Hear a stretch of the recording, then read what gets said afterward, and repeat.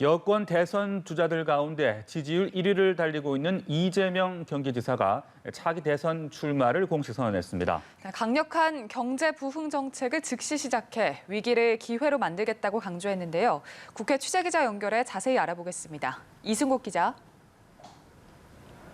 네, 이재명 경기지사는 비대면 방식을 통해 차기 대통령 선거 출마를 선언했습니다. 자신의 SNS에 14분 정도 분량의 영상 선언문을 올려 출마의 변을 알린 건데요. 이 지사는 지금 대한민국에 닥친 위기의 원인을 불공정과 양극화로 규정하고 공정성을 확보해야 성장이 가능하다고 강조했습니다. 특히 강력한 경제 정책이 대전환의 위기를 기회로 만든다며 대전환의 위기를 경제 제도약의 기회로 만드는 강력한 경제 부흥 정책을 즉시 시작하겠다고 밝혔습니다. 직접 들어보시겠습니다. 대공황 시대의 뉴딜처럼 대전환의 시대에는 공공이 길을 내고 민간이 투자와 혁신을 감행할 수 있게 만들어줘야 합니다. 획기적인 미래형 경제산업 전환으로 양질의 일자리를 늘리고 국가 재정력을 확충해서 보편복지국가의 토대를 만들겠습니다. 자신을 흙수저 비주류라고 칭한 이 지사는 위기를 기회로 바꾸며 성과를 만들어온 자신만이 위기의 대한민국을 희망민국으로 바꿀 수 있다고 말했습니다. 이 지사는 출마 선언 후 첫 공식 일정으로 국립서울현충원 무명용사의 탑을 참배했습니다. 이 지사는 오후에는 고향인 경북 안동과 민주당 텃밭인 전남을 1박 2일 일정으로 방문합니다. 언론과의 질의응답은 내일 오전 화상회의 방식으로 진행됩니다.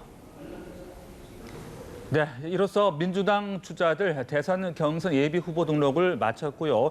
한 자리에 모여서 공명선거 실천 서약식을 했다고요. 네, 더불어민주당은 어제 대선 경선 예비 후보 등록을 마감했습니다. 모두 9명의 후보가 등록을 마쳤는데요.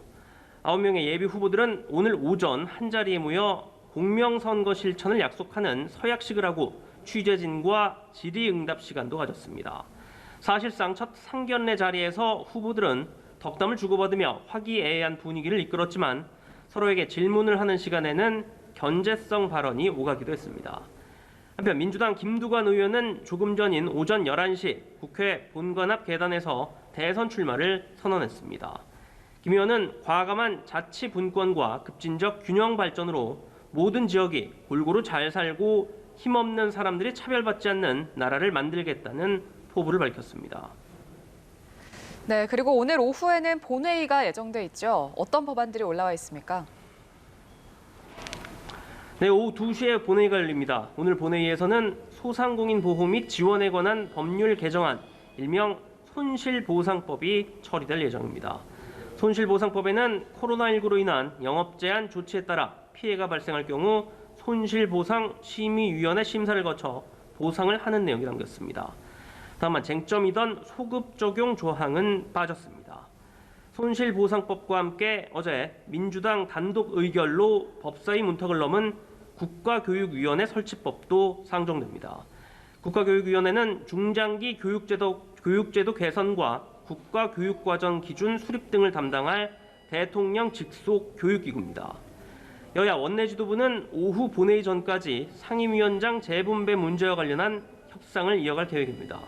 다만 법사위원장 자리를 둘러싼 여야의 입장차가 여전해 타협점을 찾기는 쉽지 않을 전망입니다. 지금까지 국회에서 전해드렸습니다.